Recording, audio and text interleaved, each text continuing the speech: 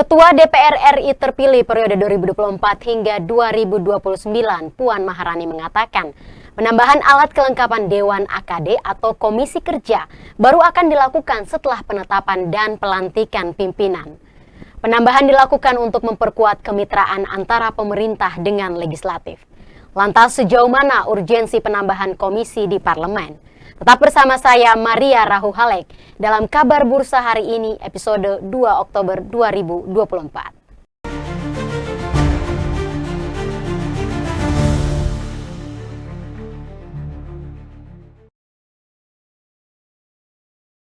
Ketua DPR RI Puan Maharani mengaku ada potensi jumlah komisi di DPR bertambah pada masa jabatan 2024 hingga 2029.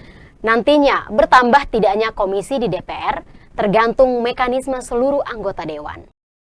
Sebanyak 580 anggota DPR terpilih periode 2024 hingga 2029 sudah diambil sumpahnya pada 1 Oktober 2024. Mereka adalah wakil rakyat yang akan menjadi mitra kerjasama pemerintah era Presiden Prabowo Subianto. Akankah jumlah komisi di DPR akan bertambah? Sebab pemerintahan Prabowo Gibran digadang-gadang bakal menambah jumlah kementerian dari yang sebelumnya 34 pada era pemerintahan Joko Widodo Ma'ruf Amin.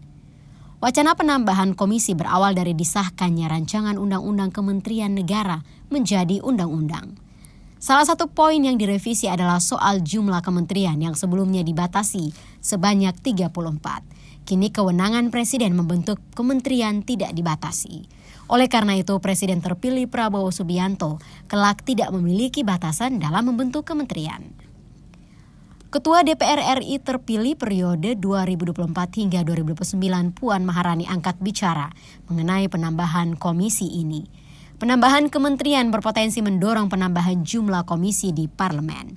Sebab perlu penyesuaian mitra kerja DPR untuk memperkuat kerjasama antara eksekutif dan legislatif. Puan juga mengatakan penambahan alat kelengkapan Dewan AKD atau Komisi Kerja baru akan dilakukan setelah penetapan dan pelantikan pimpinan. Puan menuturkan penetapan struktur kepengurusan fraksi dari masing-masing partai politik di DPR RI menjadi salah satu syarat dalam menggelar musyawarah penentuan penambahan AKD. Dia mengaku penetapan tersebut akan dilakukan bersama masing-masing fraksi di DPR RI. Sementara itu, legislator dari PKB dan Partai Amanat Nasional mendengar kabar adanya penambahan 2 komisi di DPR periode 2024 hingga 2029. Sehingga total komisi di DPR periode 2024 hingga 2029 menjadi 13. Menurut anggota DPR fraksi Partai Amanat Nasional, Saleh Partaonan Daulay mengatakan nantinya komisi tersebut tergantung dengan struktur kabinet yang akan dibentuk. Saleh juga mengatakan bahwa jika ada penambahan kementerian era pemerintahan Prabowo Subianto, Gibran Rakabuming Raka mendatang, maka perlunya penambahan komisi. Dari periode 2009 hingga 2014, 2014 hingga 2019 sampai periode 2019 hingga 2024, jumlah komisi di DPR RI angkanya tetap, yakni 11 komisi. Namun terdapat sedikit perbedaan lingkup tugas meskipun beberapa mitra kerjanya tetap sama. Berikut kita lihat data 11 komisi tersebut.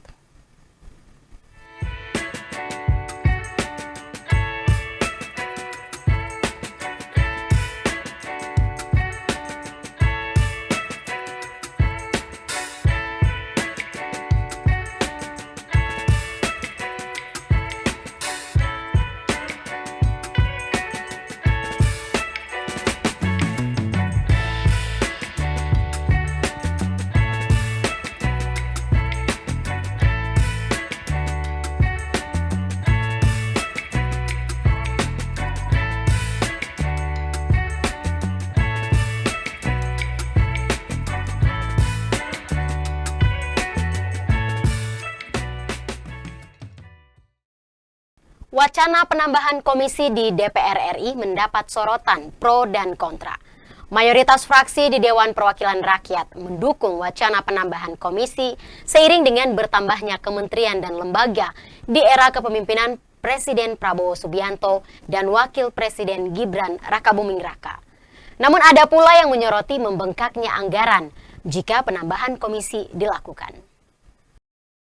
Mayoritas fraksi di DPR mendukung wacana penambahan komisi seiring dengan bertambahnya kementerian dan lembaga di era kepemimpinan Presiden Prabowo Subianto dan Wakil Presiden Gibran Rakabuming Raka. Komisi di DPR RI merupakan salah satu alat kelengkapan Dewan atau AKD yang berfungsi sebagai mitra sejumlah kementerian dan lembaga negara dalam hal pengawasan dan anggaran. Penambahan komisi ini mendapatkan dukungan dari mayoritas fraksi di DPR, termasuk PAN, Partai Golkar, dan PKS. Fraksi Partai Golkar menilai rencana penambahan kementerian akan berdampak pada penambahan komisi di DPR. Menurut fraksi Partai Golkar, DPR RI bertugas melakukan pengawasan terhadap kinerja pemerintah. Dengan jumlah 34 kementerian saat ini, setiap komisi harus mengawasi 3 hingga 4 mitra dari kementerian atau lembaga. Senada dengan fraksi Partai Golkar, Sekretaris Fraksi Partai Amanat Nasional Eko Hendro Purnomo menekankan penambahan komisi sangat penting agar anggota Dewan tidak kewalahan dalam menjalankan tugas pengawasan. Eko menekankan pentingnya kerja cepat untuk mengoptimalkan program-program pemerintah sehingga perhatian tidak hanya perlu diberikan kepada eksekutif tetapi juga legislatif. Sementara itu peneliti Forum Masyarakat Peduli Parlemen Indonesia Formapi, Lucius Karus menilai tambahan jumlah komisi akan berdampak pada penambahan anggaran. Anggaran DPR akan turut membengkak walaupun tidak ada jaminan penambahan komisi akan otomatis meningkatkan kinerja. Lantas bagaimana redaktur kabarbursa.com melihat wacana penambahan komisi di parlemen ini? Untuk membahasnya sudah bersama saya, redaktur Adi Subhan. Selamat petang Pak Adi. Selamat petang Mbak Maria. Pak Adi, bagaimana Anda melihat wacana penambahan komisi parlemen periode 2024 sampai 2029 ini? Sebenarnya apa urgensinya Pak? Urgensinya sampai sekarang saya melihatnya tidak ada lah ya.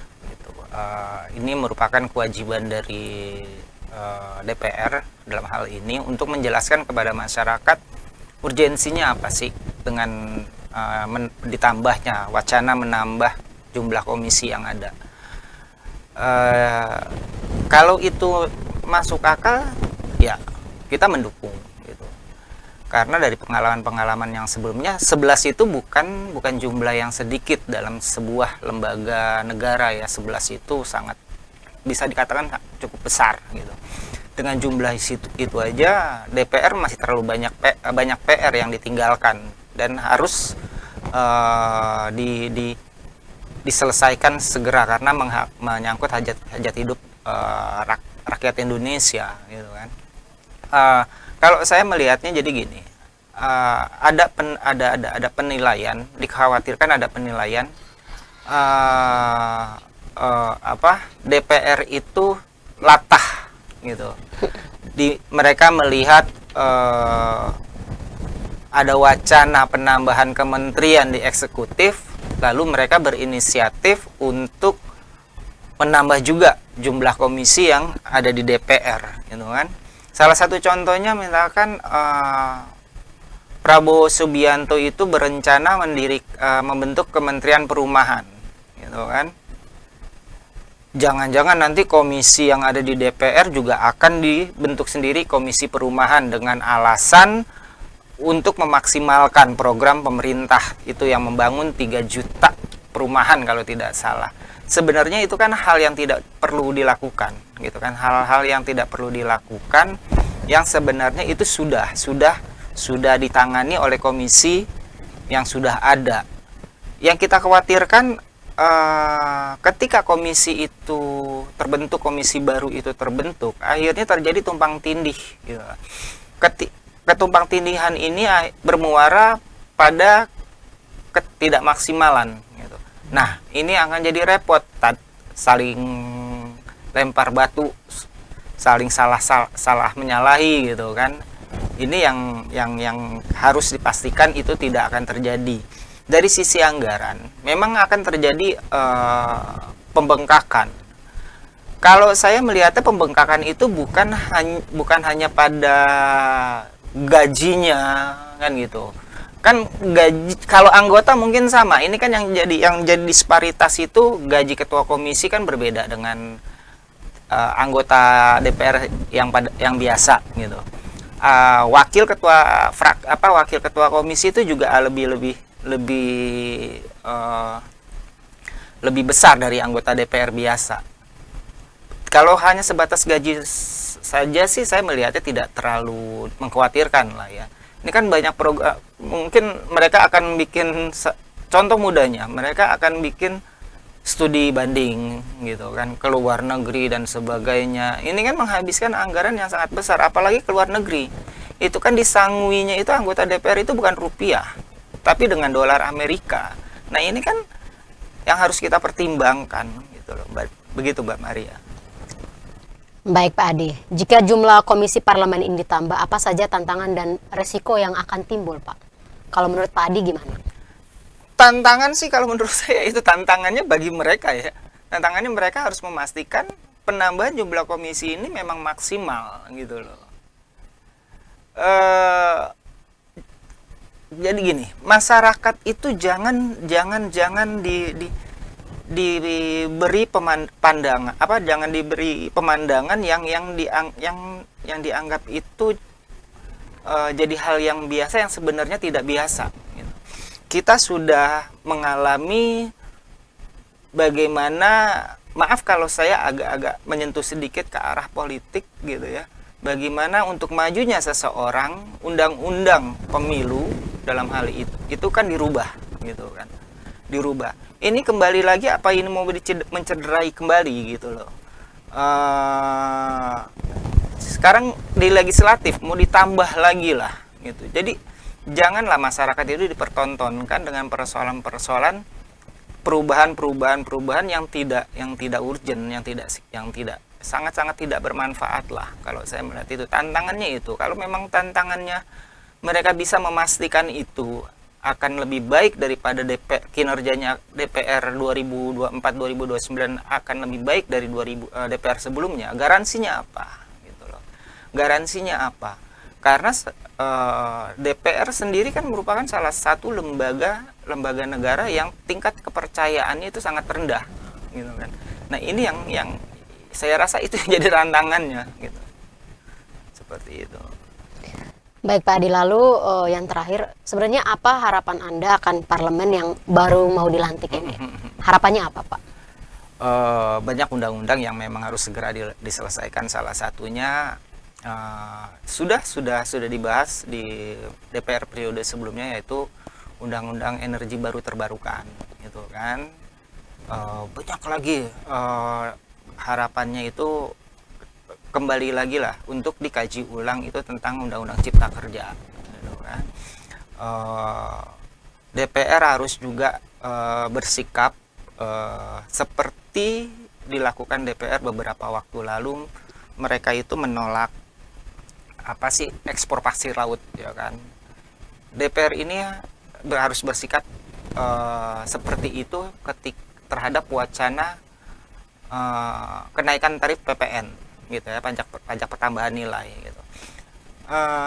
Padahal hal-hal yang tidak perlulah kita untuk menaikkan PPN itu, banyak alternatif untuk meningkatkan pendapatan negara.